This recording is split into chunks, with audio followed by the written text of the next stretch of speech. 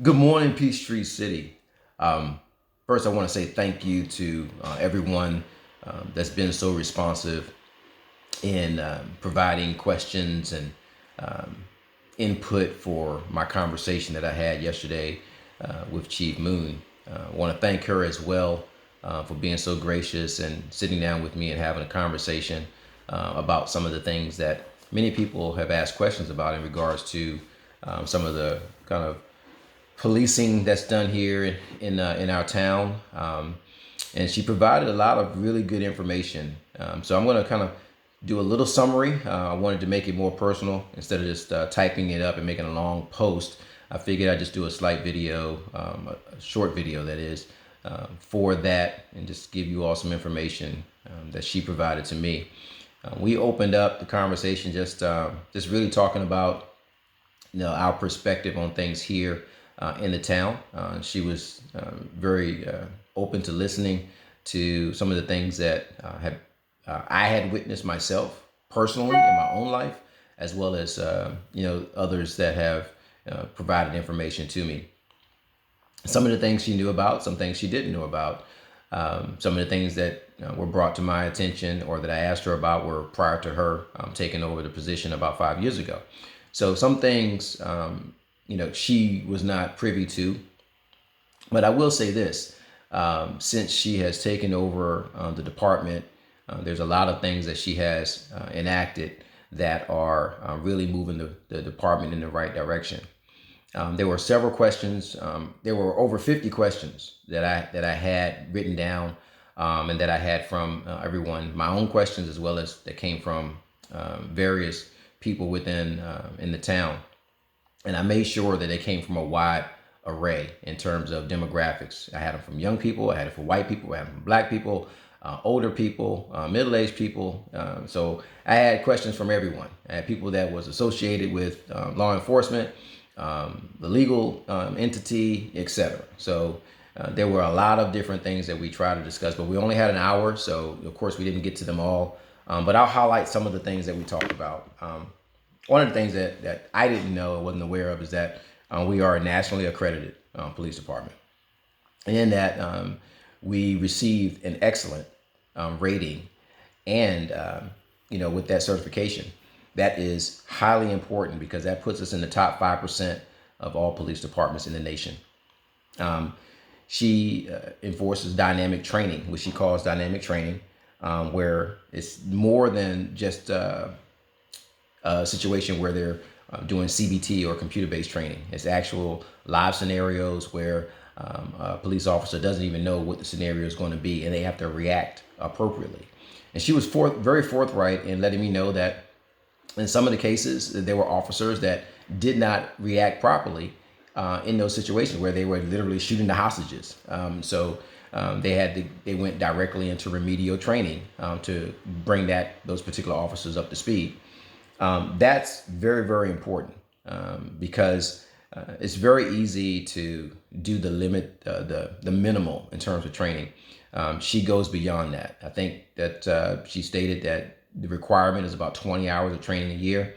She does between 80 and 100 hours of training per year. So she's far exceeding by 4 and 5x the requirement, the minimum requirement that's necessary for our police department. And one thing that she let me know is that she doesn't have to deal with unions, so she can do things in our town that a lot of these other municipalities can't do. And I think that's very important for us all to understand, because one of the questions that was asked was, "Hey, how much money do you generate from fines?" And she was very adamant about the fact that there's no pressure, and she's never been pressured to generate citations and revenue from those particular citations and those fines. So understanding that, she let me know that, hey, you can't even exceed 40% of your budget from those particular fines. And I think she said ours is less than 4%. So that's pretty key in that. And she also provided a statistic for me that this year there were 3,141 citations issued, and 5,068 warnings. So her goal is to truly make it such that it's up to the discretion of the police officer on the scene. And, it's not always about ensuring that the person gets fined or gets a citation, but also providing that warning when it's warranted. I think that's very important. That she also, from the race perspective, let me know that as far as the demographics of the police department actually matches the demographics of the town itself. And as we all know, the demographics of this town have changed quite drastically. I've been here 15 years, going on 16, and the police department from when I started is much different than the police department I see now. And the demographics of this town are much different than the demographics of this town when I first got here in 2005. So it's interesting to see how things are evolving, and I believe that we have the right police chief in town to help, move us in the right direction. So one thing that we talked about, and there were questions in regards to the turnover and that we've had. And she said there were about 13 people that have left or moved on from the department. But she said, Sean, one of the things that's good about it is that they moved on to the GBI, they moved on to the Secret Service, just because of the type of training that she's provided in her department. But she was also very forthright with the fact that there were some that just needed to move on and needed to go. And they did, and they moved on to other departments that had, let's just say, less stringent background requirements. And some of those departments are very nearby to our wonderful town of Peachtree City. I won't go into those details just for the sake of there are going to be people in those counties watching this as well. But just know that the requirements are very stringent in terms of the training and the background checks that are for those officers. Extremely thorough background checks. So going back to training, she does something called crisis intervention training because there were questions in regards to, hey, what can we do when there's a mental health situation? And she said that's a very sticky situation, right? Because you don't know in terms of when you go to a particular call, whether or not it's a medical issue, mental issue, or a criminal issue. And so, at that point, officers have to make that call. And then when you have a situation where you bring in medical people to the scene, now you have to determine, does that person go to jail or does that person go to the hospital? So it's an extremely sticky situation in regards to how that's handled, and it's handled on a one-off basis. One of the questions was, can we have, mental health professionals go unarmed? Well, because of the situation, you don't know what's going to occur. So that's very difficult to do. And we have to understand that part as well as citizens, that every situation is going to, you have to understand that it has to be considered, a dangerous situation first, and then hopefully it can be de-escalated. Which brings us to, part of that training about the de-escalation. So part of that crisis intervention training actually does involve de-escalation, and it's a 40-hour course. So it's important to understand that our officers are trained to de-escalate a situation. I can say that in my own personal life, with some situations that have occurred, that I have seen that. I have actually personally witnessed that. So it's a good thing that you have officers that are trained, that know what to do, how to do it, and how to do it properly. Now, is it perfect? Answer is no, right? She was adamant about that. She knows that there can always be improvement. But when things are brought to her attention, she handles it quickly. So if there is a complaint, you can't just complain on social media. You can't just complain to your friends. You have to go and file a formal complaint. And if you file the formal complaint, that's when her office can get involved and make sure that it's taken care of. And she has assured me that will happen. And we're going to have continued conversations and ride-alongs, and that was her suggestion. Hey, you can do a ride-along, which I think is important too, so that we as citizens can see, what's actually going on, when our officers are in the street, what's happening, how they handle situations, etc. Very, very important.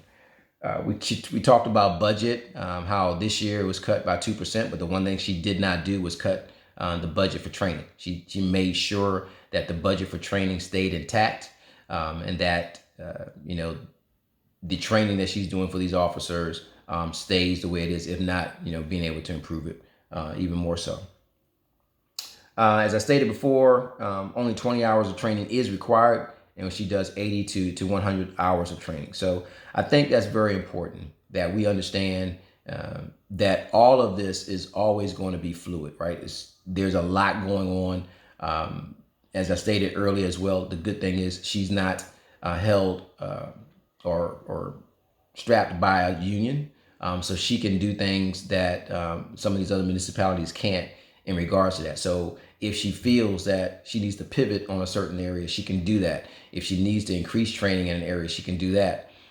She can do things like we did with the march the other day with no issue and shut down 5474 so that we could have a peaceful protest with police officers around and leading the march with us. Those are the types of things that she can do that some of these other municipalities can't do. So I'm grateful for that.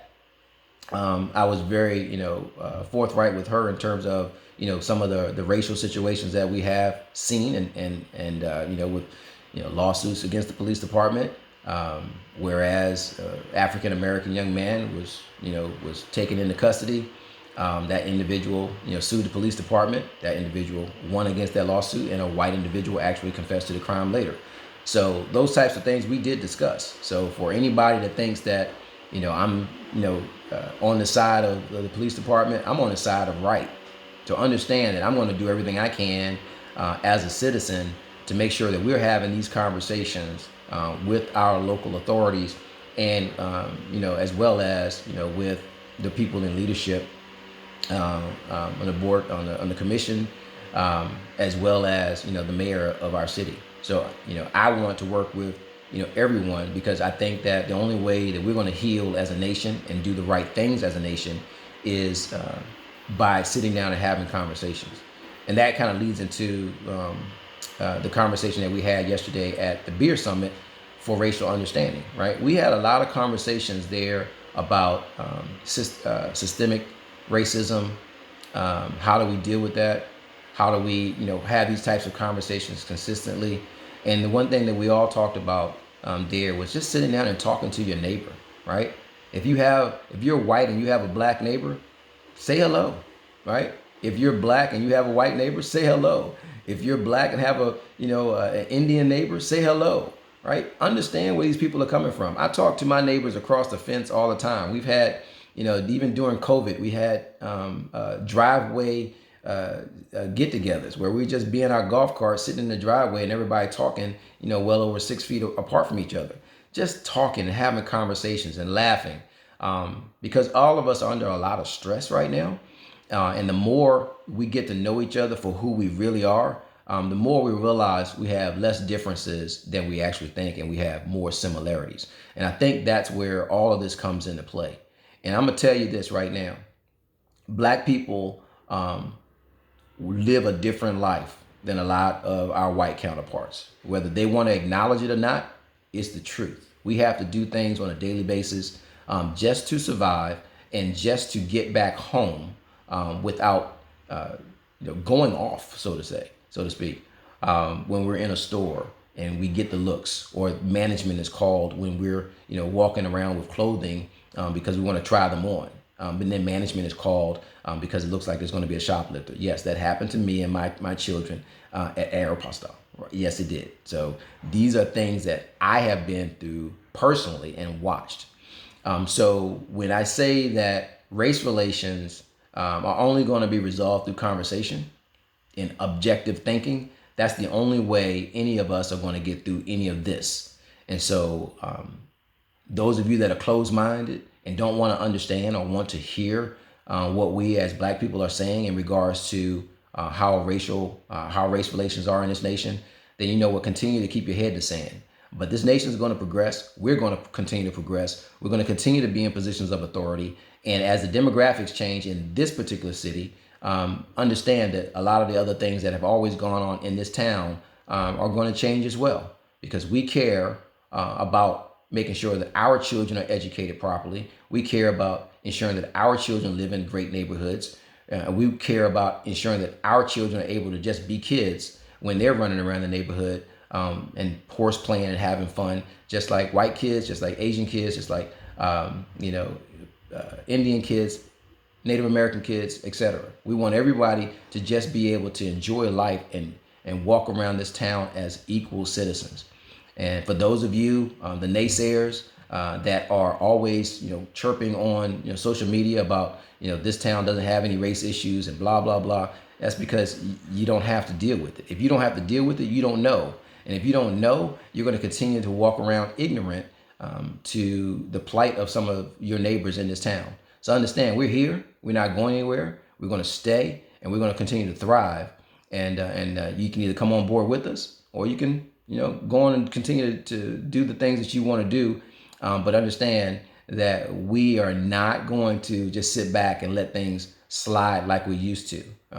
So we will be active. We will be doing more marches. We will be having more conversations. We will be having more summits. I will be having more conversations with the police chief and the mayor, etc., because we will continue to make this town one of the best towns in the nation. At one point, I remember it being number 8 in the nation in places to live. I don't know where we stand right now. I haven't looked at the statistics lately, but understand that our school systems are some of the best in the nation. Excuse me, our schools, high schools are some of the best in the nation. And our police department, as I found out yesterday, by being educated, understanding that it's in the top 5% in the nation. So this town can actually be the town that actually spearheads a lot of what progression that we want to see. And so it's up to each and every one of us. And that's all I got to say.